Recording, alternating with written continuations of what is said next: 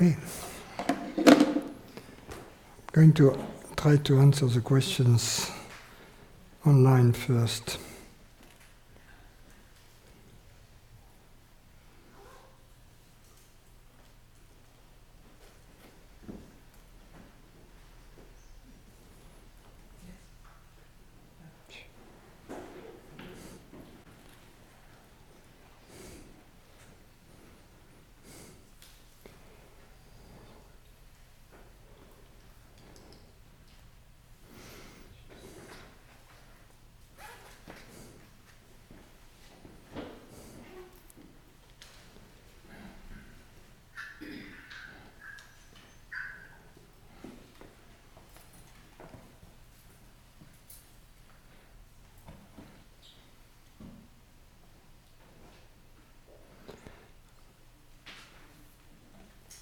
Okay, an anonymous question.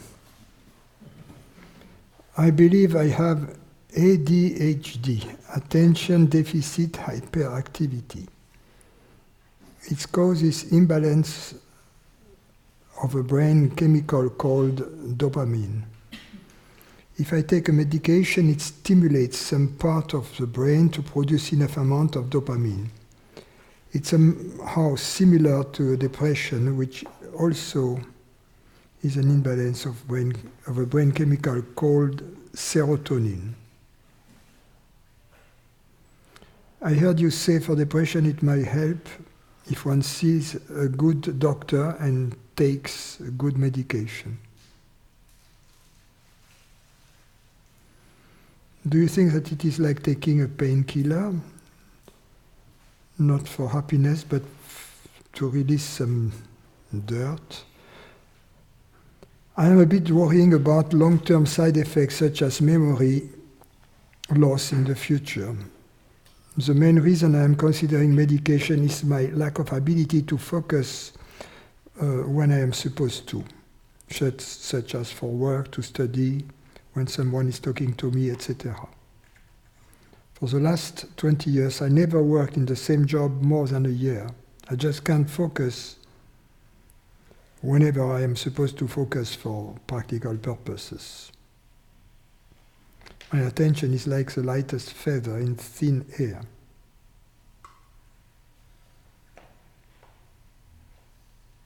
Actually, I don't really want to take medication. I like to deal with myself, but I don't take.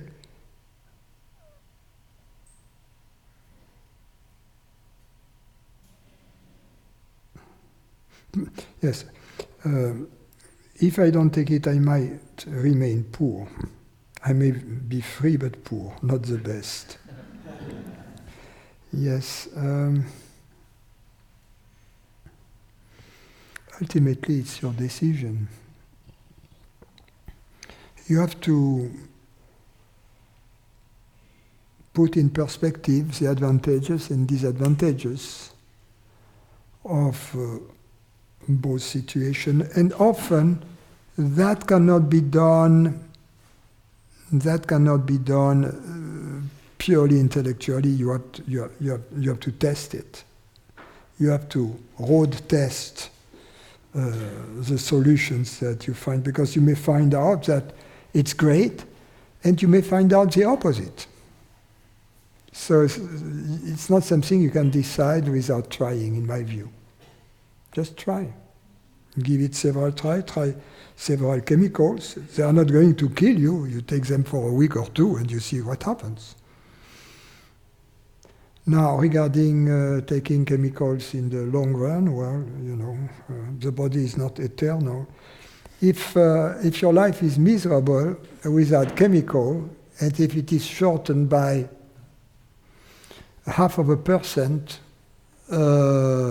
by taking chemicals, I would go for a better life, just a little bit shorter. So yes, that's all I can say. Don't hesitate to switch doctors, to ask for second opinion, and see how it works for you. There are people taking medications like that, they are like zombies, so it's not much fun. But other people, they function quite normally. They hardly notice it that they take medications, and they're fine.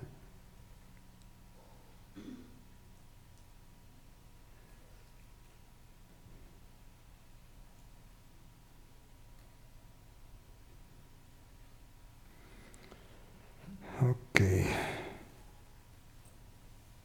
Week1. The title of the message is Intriguity. Intriguity. Thanks for answering my last question.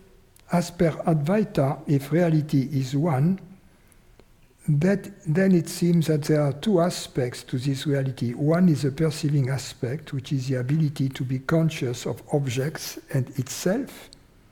You have spoken about this many times, but there also appears to be a projecting ability of the self, which creates or projects this universe, even though it is said to be an illusion. Can you speak a little bit about this projecting ability of the self?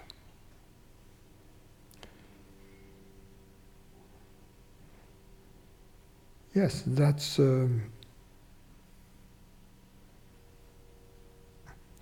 creating ability of the self. Now, when you use, in fact, these are two aspects of reality. The perceiving aspect, or if you will, the consciousness aspect, the Chaitanya aspect, and the creative or the being aspect, the reality aspect, if you will.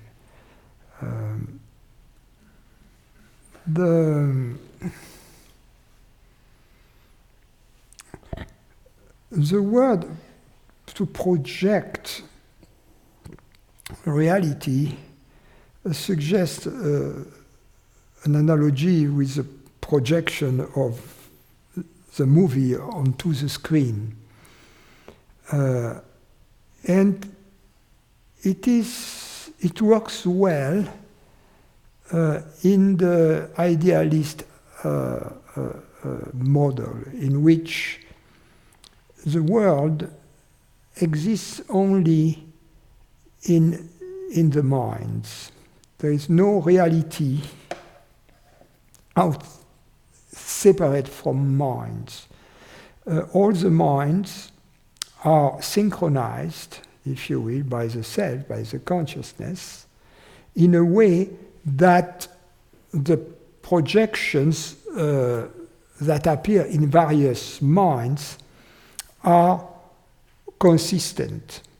If I can give an analogy like that, geometrical analogy, if you take, for instance, a figure in space, like, let's say, a cube in space, in a awkward position in space, and if you look at the projection of this cube onto two different planes, we will have two different geometrical figures. But they are consistent with one another. And if we project the same cube onto a third plane, we obtain a third image, different, but they are all interconsistent. Because each of these images is in a two-dimensional plane, in other words, 2 degrees of freedom. If we take 3 of those, that gives us 6 degrees of freedom. But in fact, the cube in this 3-dimensional space represents only 3 degrees of freedom. Therefore, the projections are not independent. They are deeply correlated by the fact that they are projection of one single 3-dimensional figure. In the same way, so if I use this analogy for those who are inclined to mathematics, because I find it's a good one, in this analogy, the 3-dimensional cube represents the reality each mind is represented by one of the planes. And as a result, each mind sees a slightly different image of this reality. Now, if we use this metaphor, in the idealist case, in fact, there is no cube out there in space. There are only the projections in the three planes. That's an example of a three-mind universe, if you will. There are only the projections. The cube out there is simply inferred or reconstructed intellectually, in an abstract form, from the three projections onto the three different planes. Now, in the realist model, instead of the idealist model, the cube exists and is perceived by the three different minds. Okay, so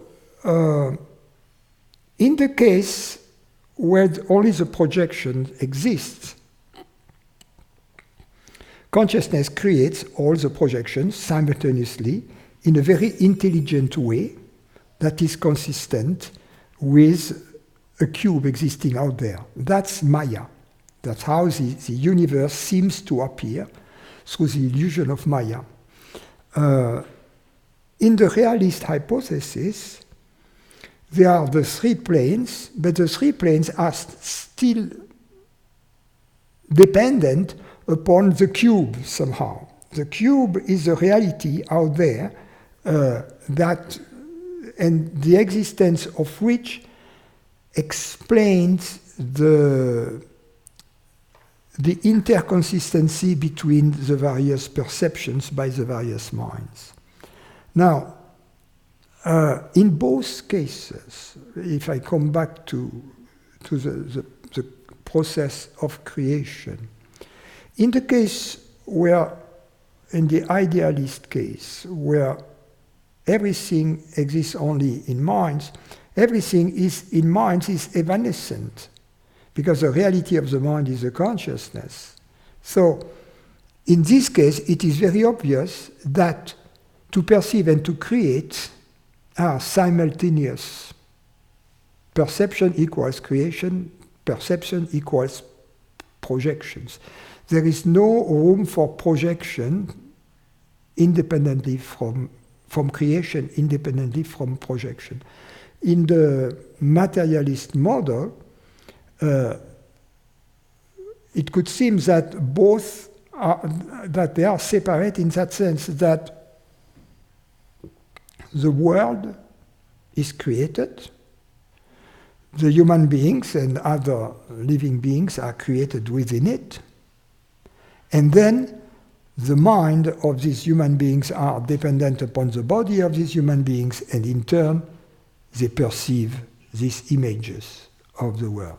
But even in this model, the reality of the universe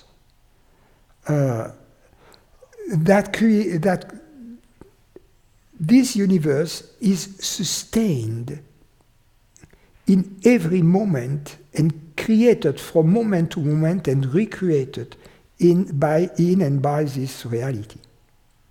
And the perceiving apparatuses called minds are also co-created with that. And therefore the perception, when there is perception, are co-created with the object which is perceived. Because there is no static object in the universe. Everything gets created and annihilated from moment to moment in this reality. So in fact, the distinction between these two models is somehow irrelevant, because if there is only one reality, in both cases, everything is made of this reality, and this reality is a reality that perceives consciousness. So everything is made of consciousness. the second model is more acceptable to the Western mind, to the scientific mind. Not that it is better, because neither model could be proven to be better than the other, based on our phenomenal experience. But it is more palatable to the scientific mind as in its current state of evolution. Okay, so to put my answer in a nutshell, projection can be of two kinds. It can be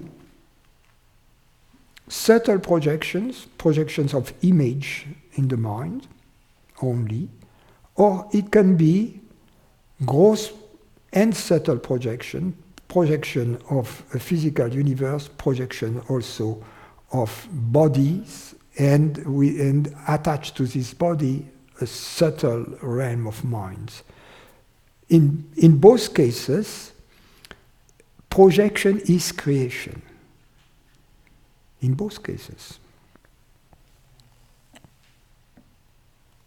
So I hope it was not too brainy.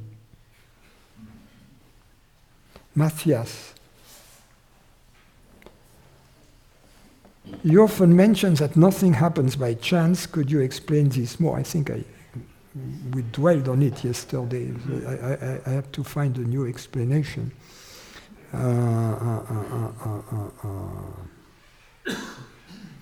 What I said yesterday is that there is a distinction to be made between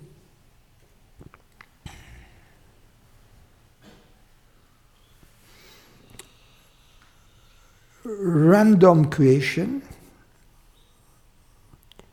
and intentional creation, meaning creation with an intent, and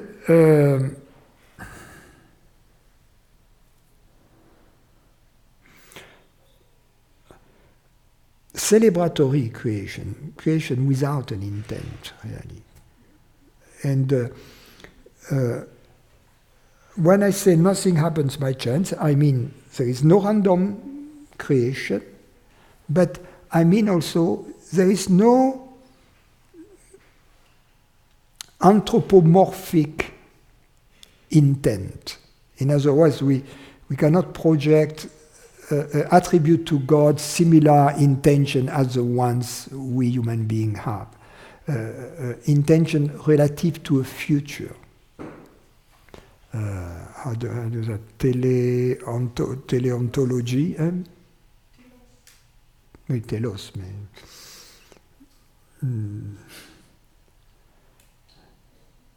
So it's a creation from moment to moment out of a timeless place. It's a jubilatory creation, it's a celebratory creation. It's a playful creation.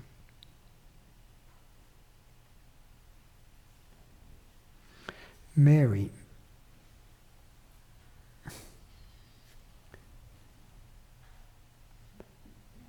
Oh.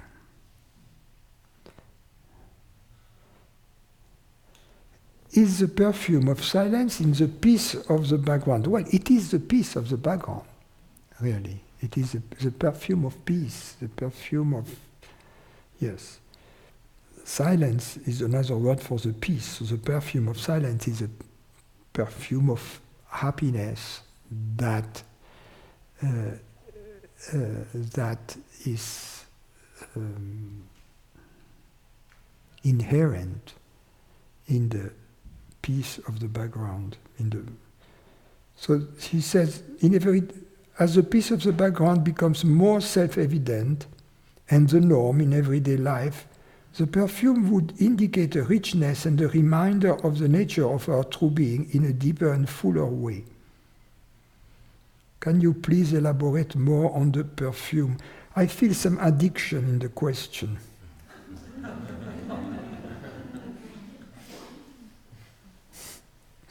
You know, there is a moment, Marie, when we have to stop talking. about things and experiencing. It's like if you like, let's assume you like Haagen-Dazs coffee ice cream, and you ask Francis, could you tell me more about Haagen-Dazs coffee ice cream, you know? Now, at some point you have to buy some.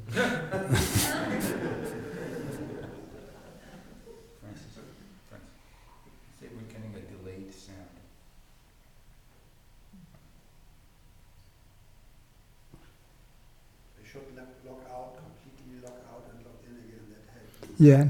Completely locking out. So if you experience a delayed sound, try to log out and log in again.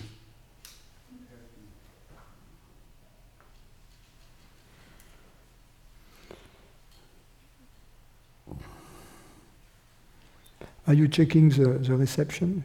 You could from here. Alicia, sending love to you and my guru base this week and always. Is the physiological impulse to avert death and continue procreation different from the egoic fear of annihilation?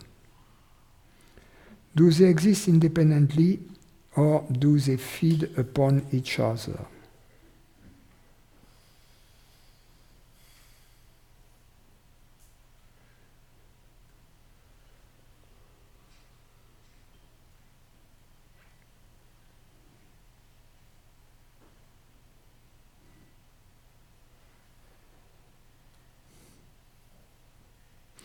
You see, the animal has a fear which comes from instinct that gets triggered only if there is clear and present danger. Otherwise, it goes back to peace. Now, we human beings, we're a little bit different in that sense that we can have the I concept. We can conceive of ourselves. And that comes with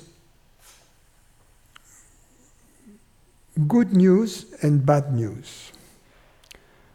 The bad news is that if we have this ability to have this concept about ourselves, to the extent that we have this ability, we also have the ability to conceive ourselves, consciousness, as an object, as dependent upon the body. And as a result, we live then not in a state of fear which is very impermanent, like in the case of the animals. But the state of fear becomes constant because we have understood, we identify with the body, and unlike the animal, we know that the body is going to disappear. And as a result, the mechanism of protection is constantly on a state of alert. The good news is that because we can conceive of ourselves, of consciousness, we can also envision the possibility that consciousness is not dependent upon this mortal body. And that liberates us from this constant state of fear. The instinctive fear of the animal, which is very useful, will still be available to the animal body, which is our vehicle. But the constant level of fear that we are experiencing during ignorance won't be there. So that's a huge difference. So, in a sense, in ignorance, we are more miserable than the animal. And in wisdom, we are much happier than the animal. So that's the idea. The animal lives in the state of the child, if you will, of the early child. So in happiness, but the human mind gives us an additional, if you will, dimension of celebration.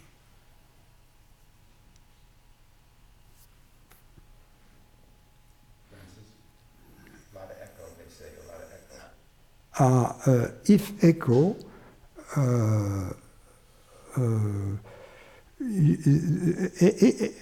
all the mics are muted? Yes. Yes, I've been doing that constantly. All the mics are muted. And it's not just one person, several. Many people are saying that something. Is your mic muted here? Yes. Of your computer? Yes, the computer mic is muted. The mic is, I don't know if the mic is muted, but the speaker is muted. Mic is muted. How do you mute the mic?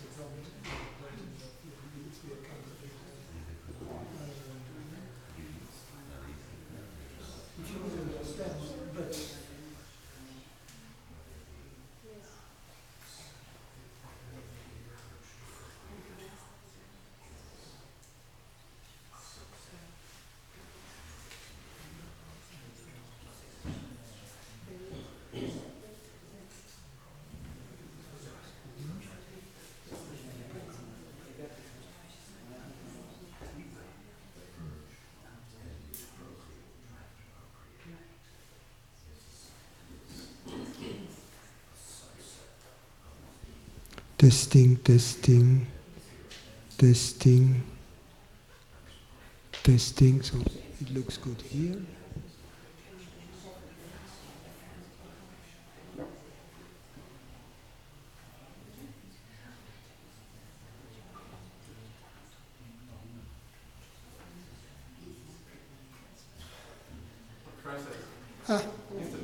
Here is a problem.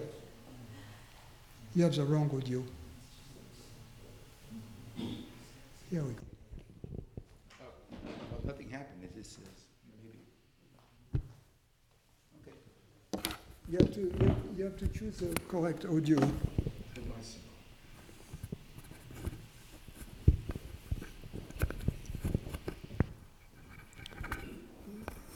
So the sound should be fixed for you guys online.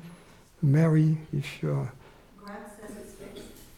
Yeah. Grant says it's fixed. Okay. We have this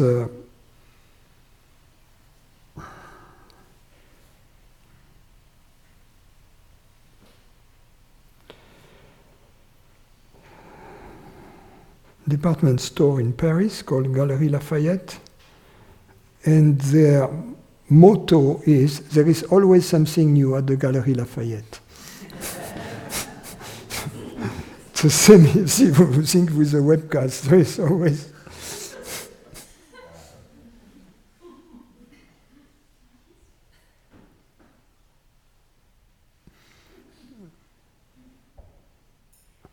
Luciana. She says, I love Jean Klein, he speaks so beautifully. The heart and senses understand his words before the mind can touch them. He introduces a feeling of all that is absolute in the most gentle and sensual way. The book of listening, as I understand it, is all about surrendering as an unconditional act of pure love, and it feels so true. Because anything else is playing it safe, it's a desire too much, it's a belief God can know herself before the veil of ignorance is lifted. It is only the moment this body-mind is not that I can perceive it in me. So the end of identification with the body-mind must be an essential prerequisite for knowing what I am. It must be the ultimate portal to God. What do you think? That's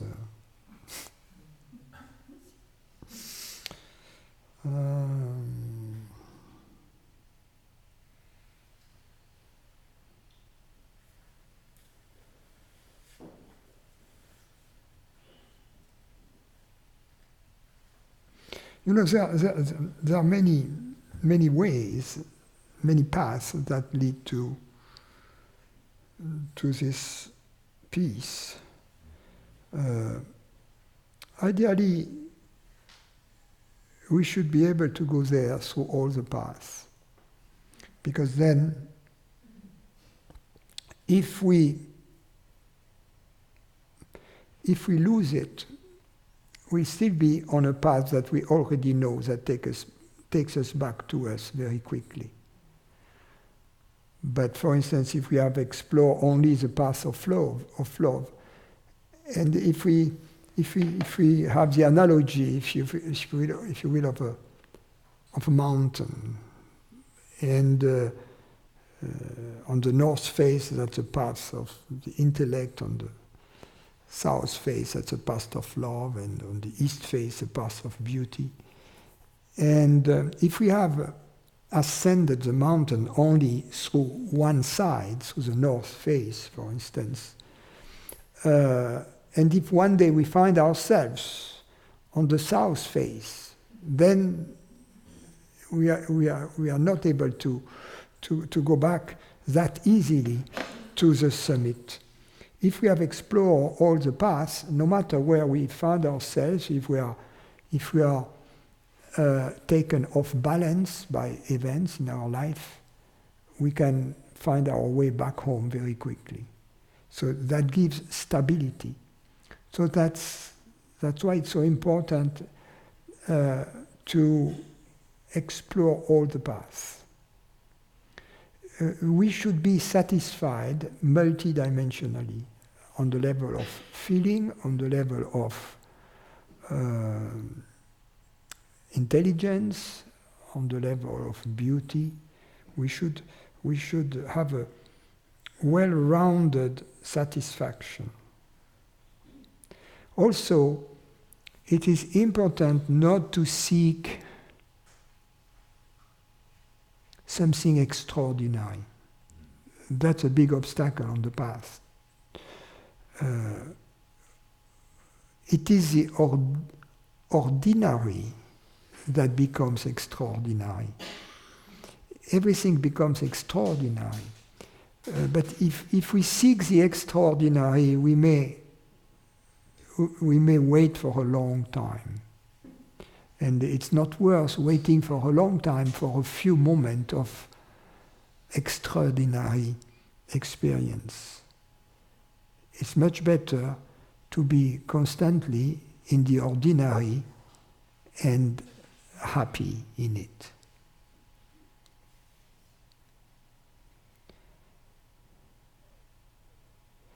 In this expectation for the extraordinary, there is an implicit rejection of the now, of that which is, and therefore a rejection of reality.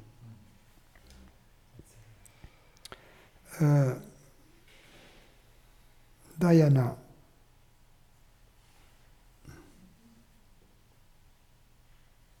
Oh, I answered this question yesterday, that the ones about Jesus was not a world saver, he was a soul saver.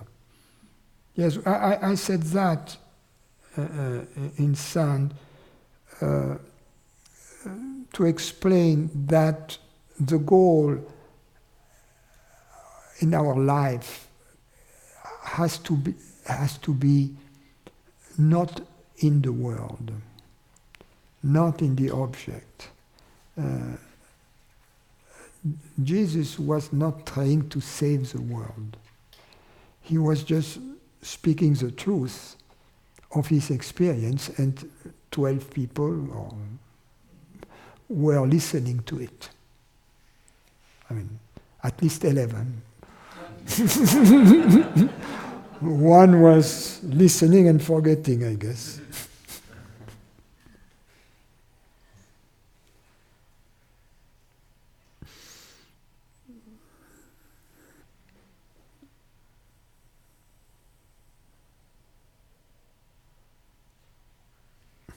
Okay, there is a question from Anna, and if you could send her the link to this session.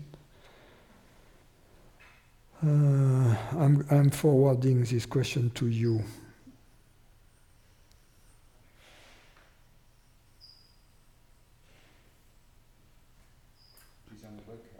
I just forwarded the question to you so you can answer to her by giving us the link. She's writing in French, I have to understand. Regarding the reality or the illusion of this manifested world, I like to call it magic instead of illusion, which, if I am correct, is one of the etymological meaning of Maya, that which transforms God into a great magician. Since what is magic, if not the art of showing something appear as that which it is not. In this sense, I agree with what you say.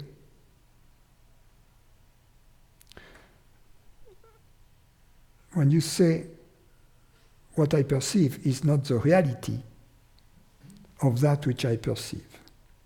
But, and here is my question, isn't there something real in Maya, suffering and happiness, love, feelings, and all that we call the inner life?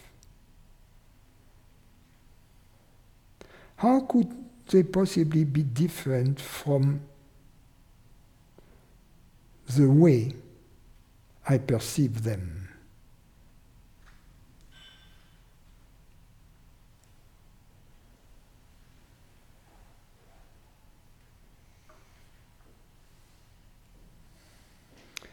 That's a good question.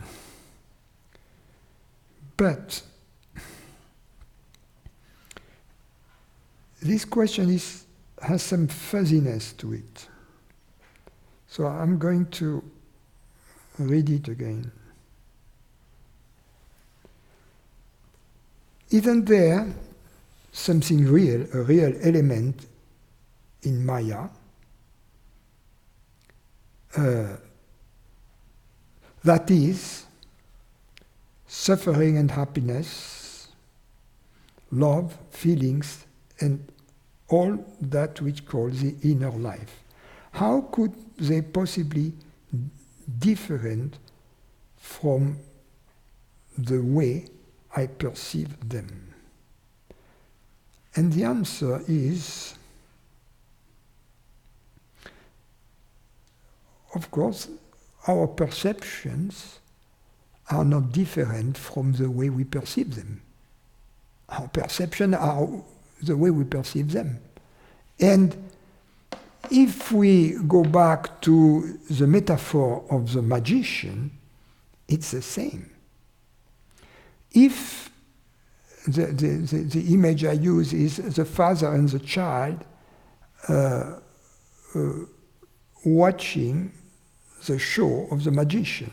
And in the show, the magician, with a big saw, cuts the lady who is in the box in two through the middle, right? With the saw, the lady is in the box and the magician. And the child is afraid, and the dad calls the police, he's killing the poor lady, and the dad laughs. Now, they both, the point is that both the father and the child see exactly the same thing. They both see exactly the same thing. The difference is that the child believes what they see to be real, to be the full story, whereas the father knows better. So the child in this case, in this metaphor, represents one who is in ignorance, and the father one who knows better. But they both see the same thing. However, the child suffers, the father doesn't. The father laughs. Which shows, because they are both seeing the same thing, that the suffering of the child is not because what he sees. Because if he would suffer because what he sees, then the father should be suffering too. Right? Therefore, the suffering is not inherent in that which is perceived, which is what it is. And there is an element of reality in it, of course. It's real. A perception is whatever it is. But the suffering is somewhere else, is in the belief that it is real.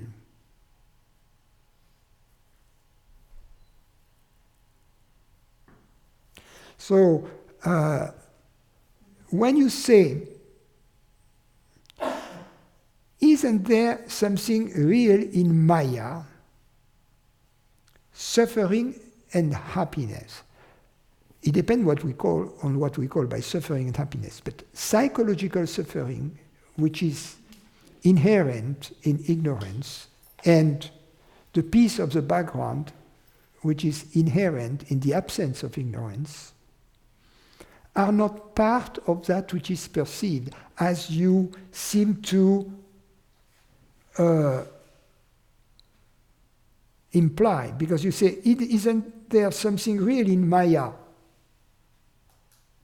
like suffering and happiness?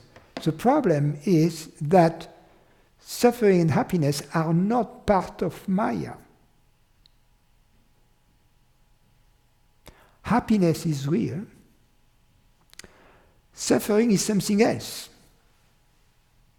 Suffering is a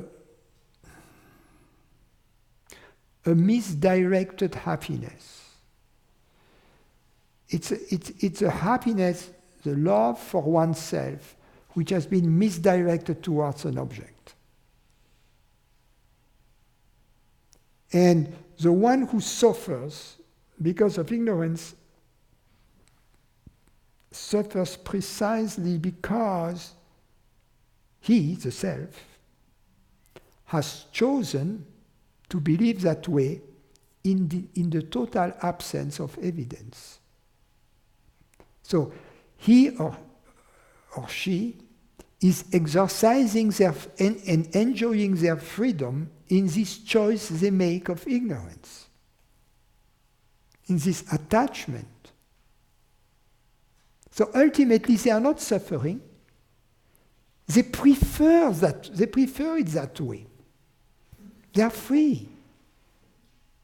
That becomes clear when suffering stops because they decide to stop believing. At that moment, it becomes clear that they have always been happy and that suffering has never existed.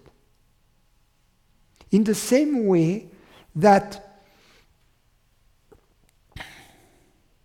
you watch a movie and you suffer because your champion in the movie is getting maimed or killed, or his girlfriend or her boyfriend is cheating on them, whatever. There are all kinds of suffering that are created in the movies, or they lose their money, they're poor, or the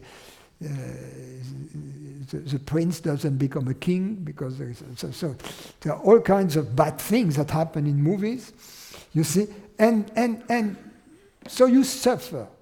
But there is an easy way out, it's called a remote control. So then you cannot say, so the truth of the matter is that you are not suffering. The correct description is that you are enjoying the movie. Right? Right? That's the correct description of this form of suffering. So it's the same here. So suffering and happiness, I'm talking about psychological suffering. I'm not talking about physical pain here. Same thing about love. Love is not part of Maya. Precisely, love is something which is beyond the creation, beyond Maya, beyond the...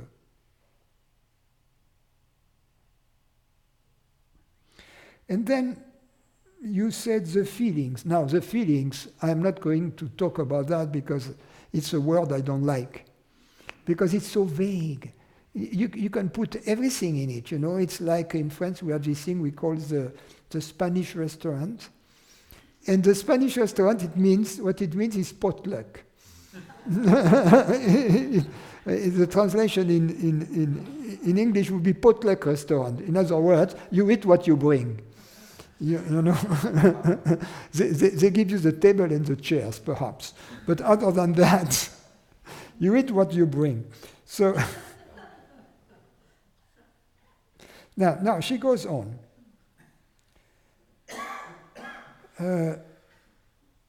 So whereas creation as a theatrical play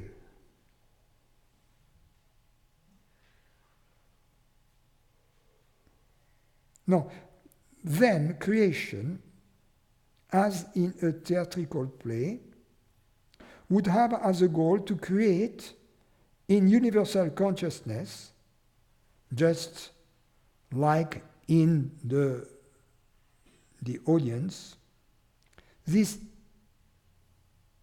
inner life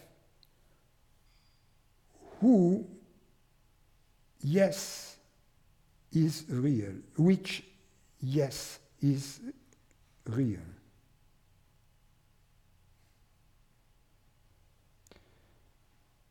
Not only the self-knowledge of universal consciousness, but also feelings and inner life, generally speaking. I see complexity in what you say, and I think it could be simplified in this way. Whatever we perceive, if it is deemed to be separate from, independent from consciousness, is pure illusion. If it is seen as consciousness, it is real. And that applies to everything. That's the beauty of it. Not only to the self-knowledge of universal consciousness, but also the feelings and the inner life, generally speaking. It applies also to the world we perceive, to everything physical. So it applies universally to everything. So that's why I said it's more simple than to make this distinction, which introduce some form of duality between putting on a higher plane self-knowledge of consciousness, feelings, inner life, and at a lower level the rest. No. either things are seen as independent from consciousness, and in this case, they are illusion because we are mistaken. Nothing is independent from consciousness. If everything is seen as consciousness, then everything is real. Going back to the saying of the Rishi, to see the self in all beings and all beings in the self. And by beings doesn't mean sentient beings, it's not limited to that. To see the self everywhere and always, and to see all the wheres and all the moments in the self.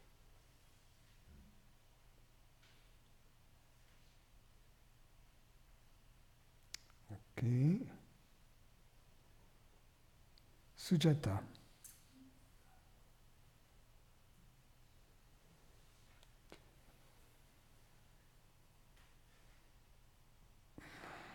What's going on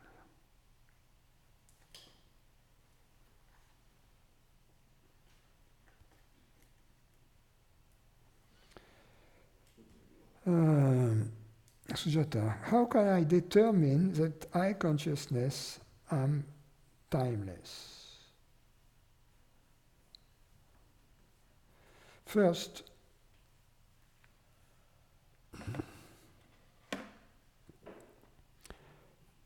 how could you determine that you are subjected to time? How can we determine that something subtle or gross is subjected to time? The answer is very simple. Because it changes.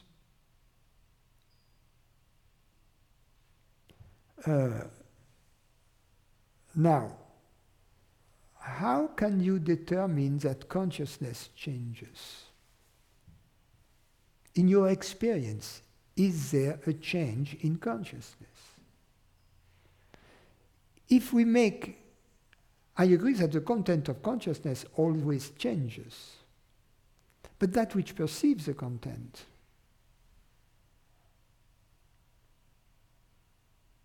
how can we determine that it changes? If it would change, that which would be aware of this change would have to be changeless. And it would be required for it to perceive consciousness. So then, because it would perceive consciousness, it would have the quality of consciousness. Perceive, therefore, it would be a form of consciousness. But on the other hand, consciousness is only perceived by itself.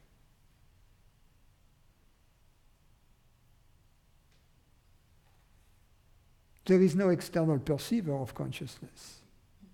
So it would be itself perceiving a change within itself. That would be the only possibility, which is not the case. Because obviously we don't perceive any change in consciousness. That's why the Anandamayi, she used to say, I've always been the same. It was the same consciousness in me that was the witness of the body of the little girl, of the baby, of the little girl, of the young woman, of the middle-aged woman, of the old woman I have become. I've always been the same. That's what consciousness says. That comes from consciousness. So, already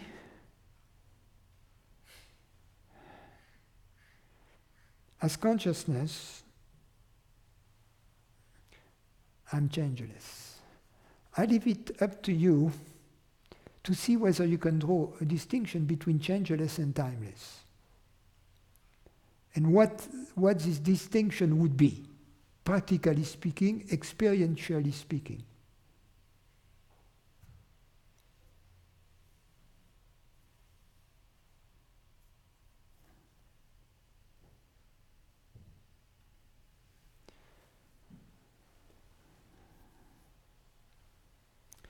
Any questions here?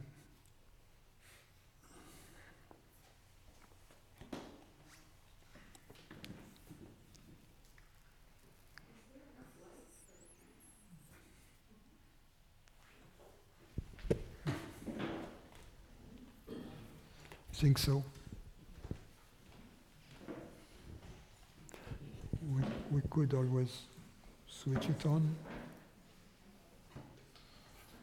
The one on the left, no, second from the left, yeah.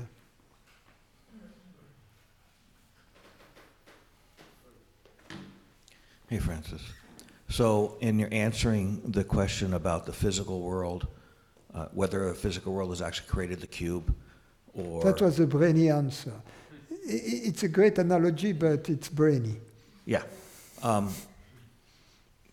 What started happening to me was,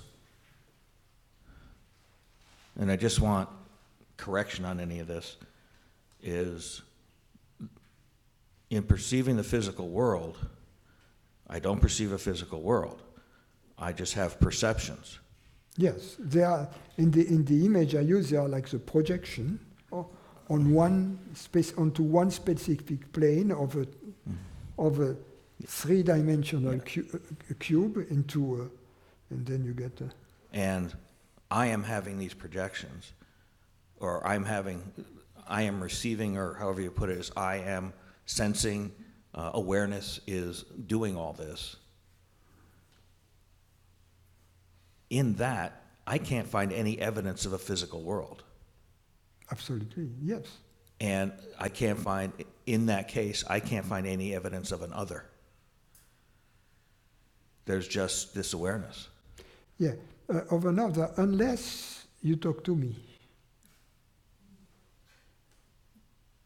Unless the story that there's a me and a you. Unless you talk to me, because I understand your words, and I can hear you, and I can tell you, yes, you are. I am conscious too. You are not the only one. You see? So then you believe me or you don't. Now, what happens if you don't believe me, you believe that Francis is just a creation of your mind. But everybody here else sees how confused you are. Because you see what I mean? Because they know also that they have their own mind. This position that that my small mind is consciousness, is all there is to reality, is what is called solipsism, right?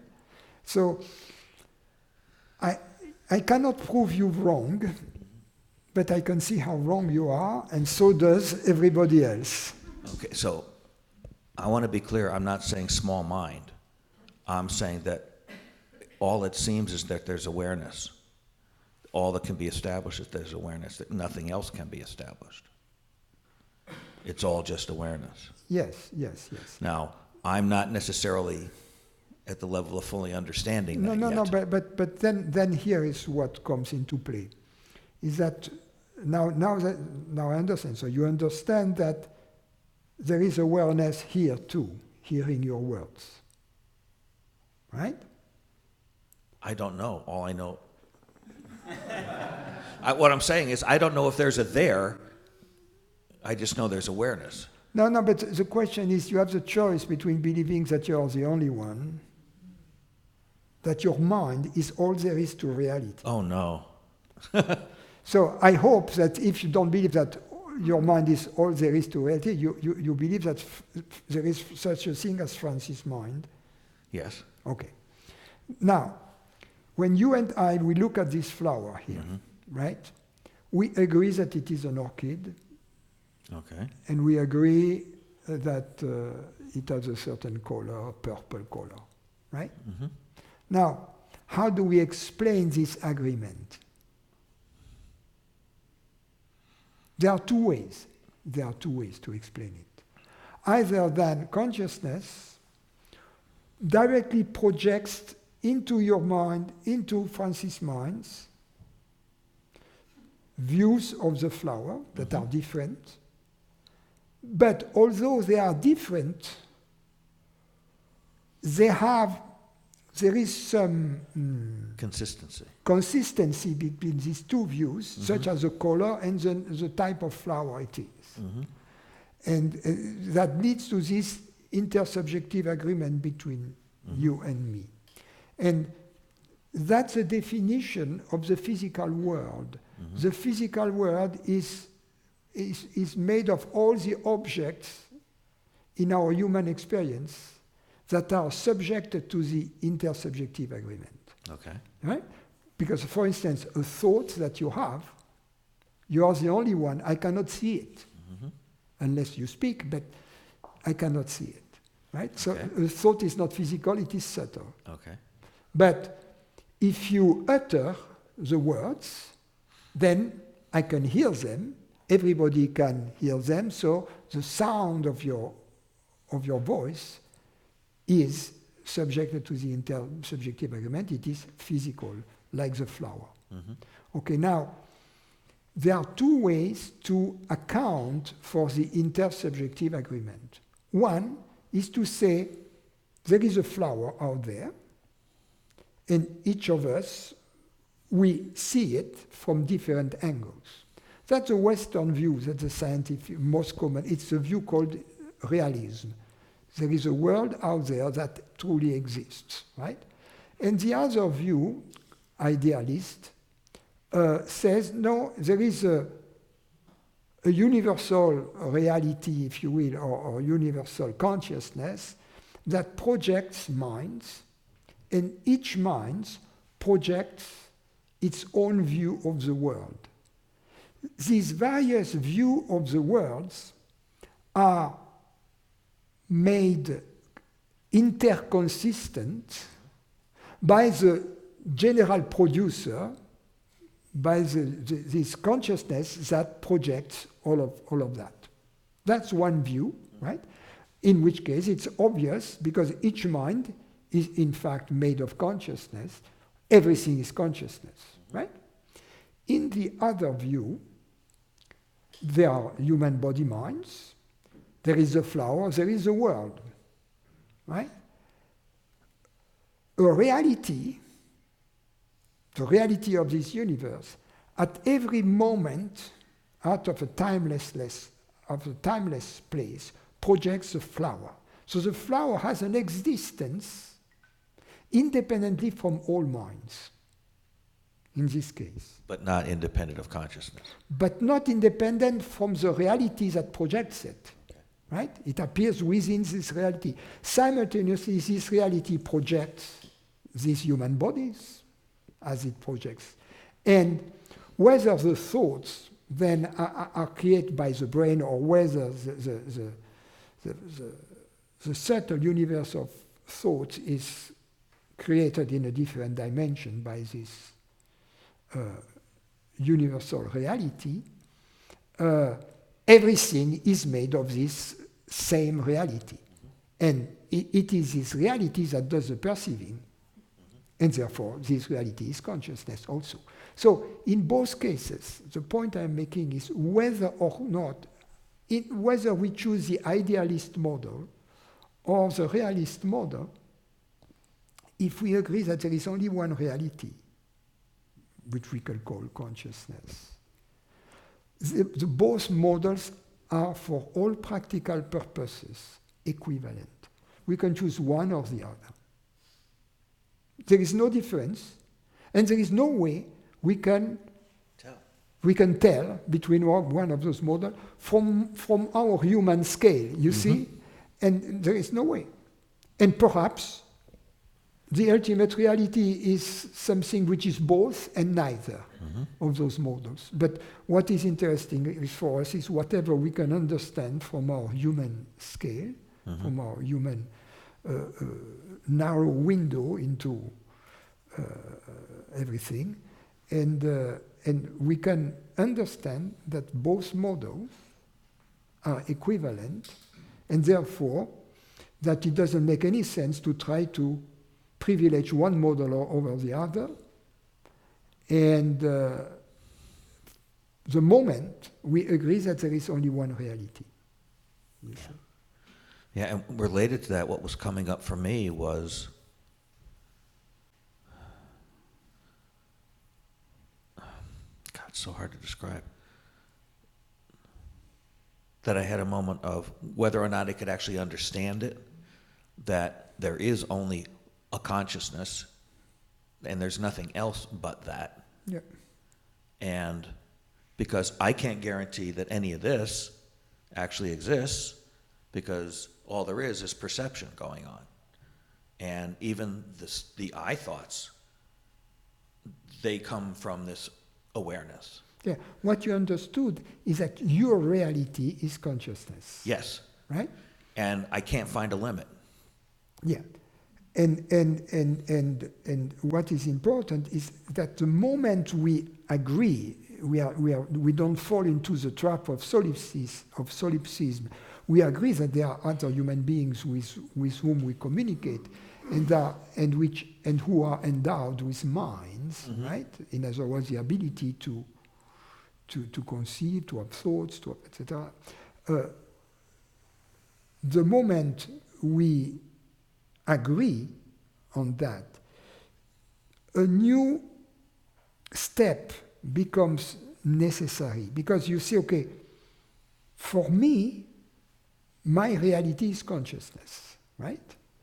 But then that leaves open the possibility that for each person, their reality is a consciousness, but that there are as many consciousnesses as there are people.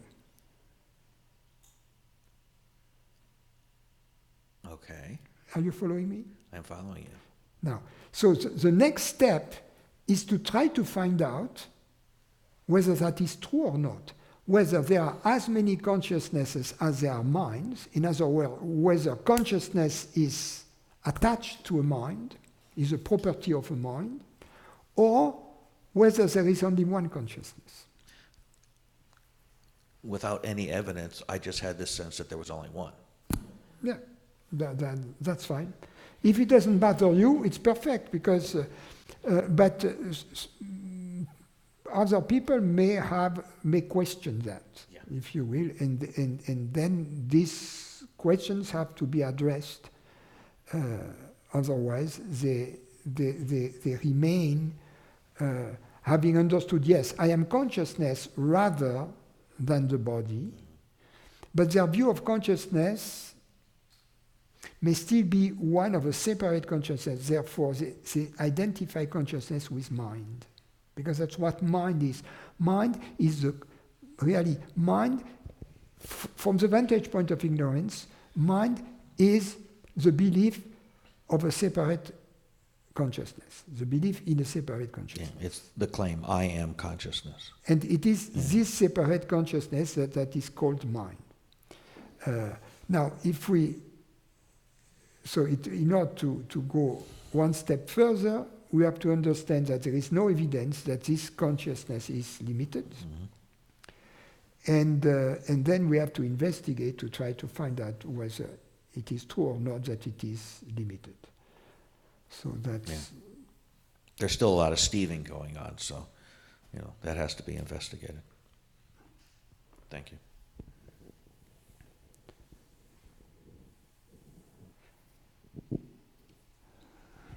Yeah, it's getting brainy today.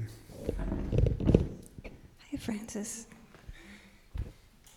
I wanted to ask about, I guess, the intuition of reality.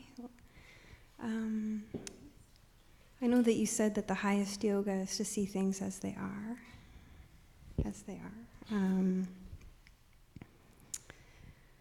And also not to be seeking anything extraordinary. So it's the case as it is. And when we do the yoga, and we do the yoga of the body, and we see that the body, the physical body is more of a concept, when we have this What space. is the question? Well, the question is, I guess, there's this intuition or apperception of a space-like quality.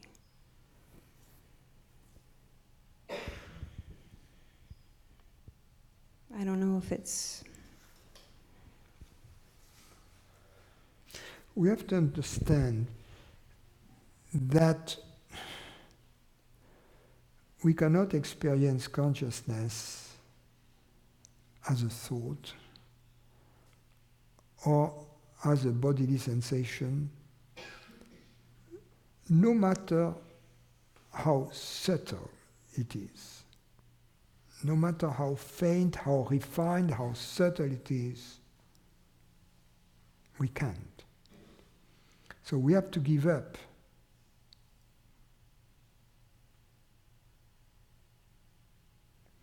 any belief that we can grasp consciousness with the mind.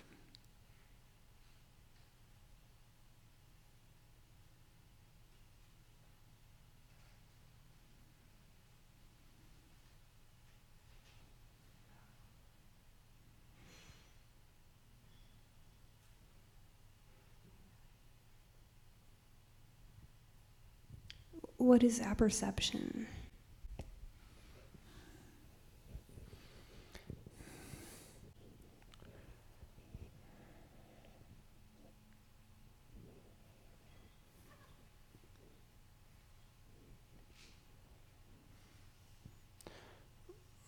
That's that which happens when you hear during satsang something which is said about consciousness.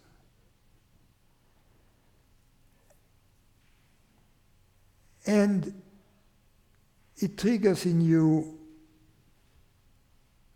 yes, that's true. Yes, that's my experience. So, in order to know that that's your experience, before this thought came to you, yes, that's my experience, just before that, you have the experience of that. You see? And that's an apperception. In other words, an apperception is a glimpse of consciousness that reveals the nature of consciousness. Therefore, it is the experience of consciousness knowing itself. You know, in ignorance,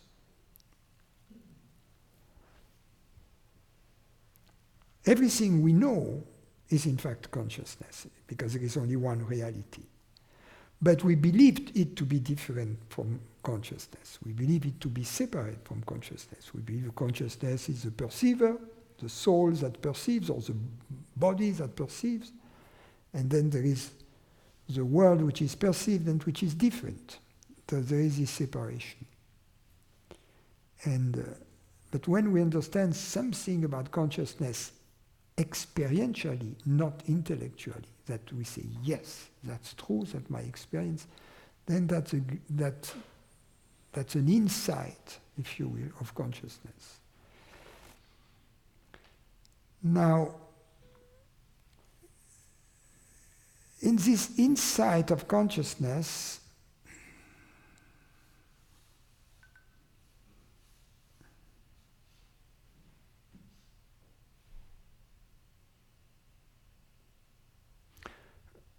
we take a look at consciousness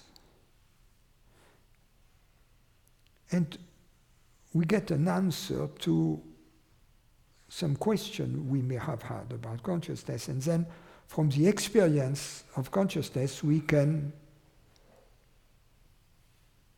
give an answer. For instance, we can ask the question,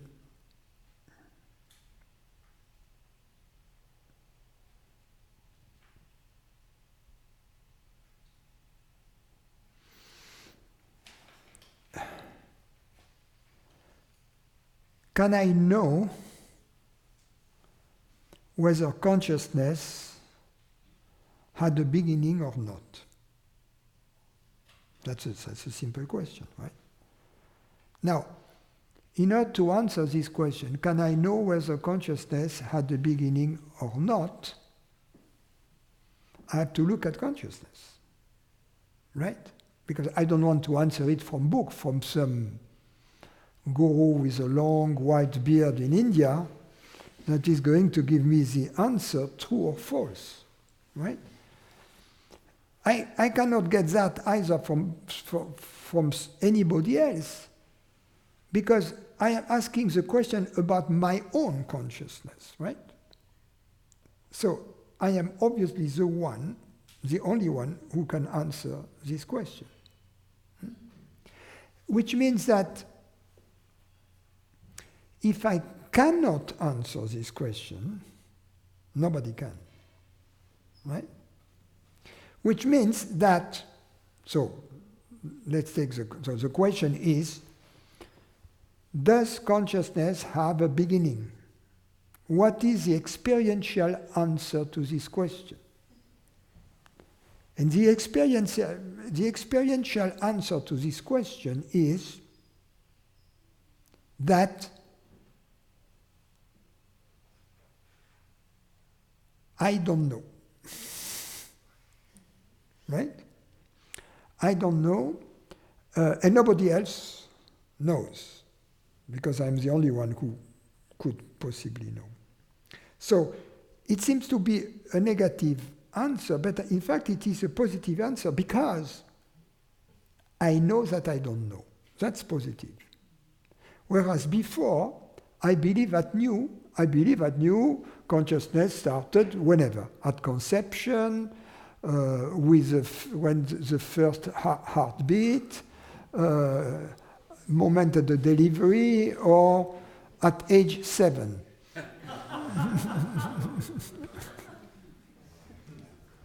Yeah, l'âge de raison. So now I know all of that is bullshit, right? Anyway, so that's a positive step. So that's an example. How do I know that? Because I know that with certainty. I know that with such a certainty that so far as I know, I don't know. And how could I possibly know? I would have to be the witness of my own beginning, which means that you have pre-existed my own beginning. But then I wouldn't have begun. Right? Because it goes back to... So these are interesting questions, you see. And they are not just games we play, they go very deeply. People who are attached to their certainties, scientific people, or everybody in academia nowadays would say, that's bullshit. Obviously, consciousness begins with life, or whatever, But then they are not talking about the same thing. They are not talking about the inner experience. And it is only the inner experience that matters. So rest,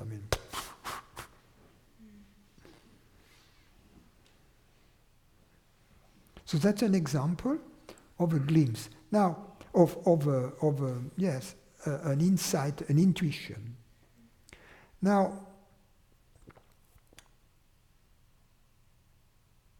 on the path, we have a succession of understandings of this kind. Each of them is the result of a glimpse, meaning we look at consciousness and we ask consciousness a question, where is your beginning? It's like you look at a cat, okay, where is the tail? You don't see the tail is behind the piece of furniture. You look at it, here is the tail, so here the cat begins, and the whiskers, okay, here's at the end of the cat. Right? And between the tail and the whiskers, you have the cat. So, well, yeah, it makes sense. So you look at consciousness just as you look at the cat. So you say perhaps the beginning is hidden. So I have to take a closer look behind the sofa, to see. So I look, but I don't find the beginning, And so it's very experiential. So in order to understand anything about consciousness, I have to look at it.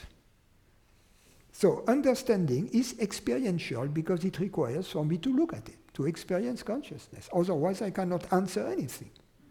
So if I answer something with certainty, it means that I have seen it with certainty. These intuitions about consciousness are, I mentioned one, there are many more. For instance, is there another question, is there such a thing as consciousness? How do I find out? I look somewhere, I don't know where I look, but after having looked there, I know, yes, there is consciousness. Right? I don't know where I look, I cannot tell you, but I look, and the answer comes, yeah, there is consciousness, obvious. And I could swear on the head of my children that there is consciousness. There is no risk there. You see, because there is this total certainty that there is consciousness. In order to reach this certainty, I have to look at it. It doesn't come from reading that on the internet, no. So there are many questions like that can be answered. One of them is consciousness limited? And the first answer we can give by looking at it is, just as we don't know that it has a beginning, in other words, that it is limited in time, we don't know that it is limited to one single human being. In other words, we reach a conclusion that we don't know that we are limited. We know that we don't know, for certain. We know for certain that we don't know. And so that's a positive element, very positive, because in ignorance we believe that it is limited. So the moment we know that this belief has no experiential foundation, we have made a very big progress. Now, that which remains to be experientially verified is whether it is unlimited. So then that's the last part of the journey, if you will, the experimental phase.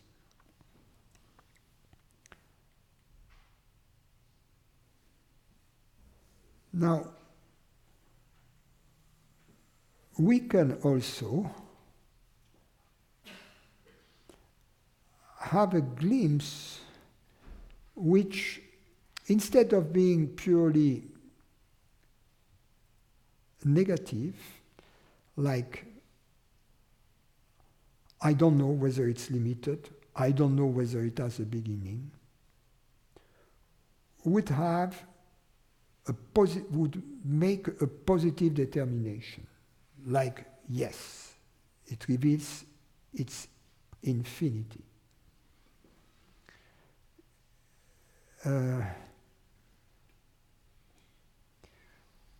But assuming we have such a glimpse, what happens the next moment? This glimpse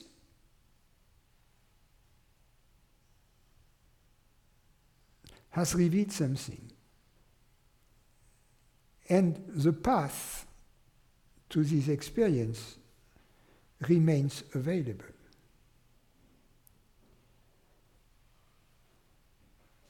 But on the level of the mind and of the body, the old belief of separation are still present. So we can eliminate those through the means of experimentation largely understood.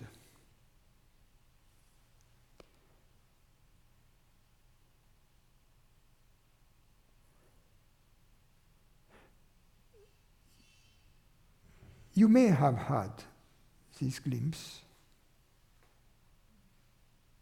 but whether you had it or not,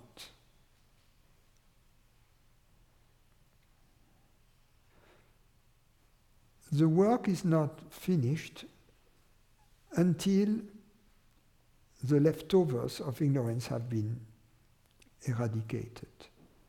So for all practical purposes, it's not important to know whether such a glimpse has taken place or not. It is best to assume that it has taken place.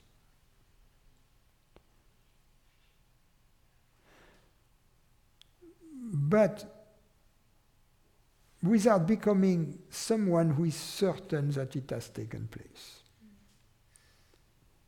Because then we fall back into ignorance. They used to, in the Zen, they would call that the stench of Zen, or the stench of Satori. What? Stench, the stench of Satori.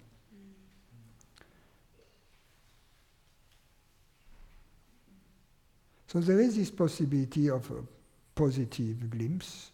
It happens usually through the connection with the lineage of the teacher.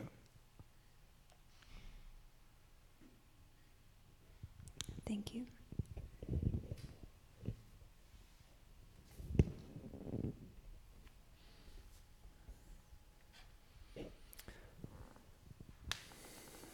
No más.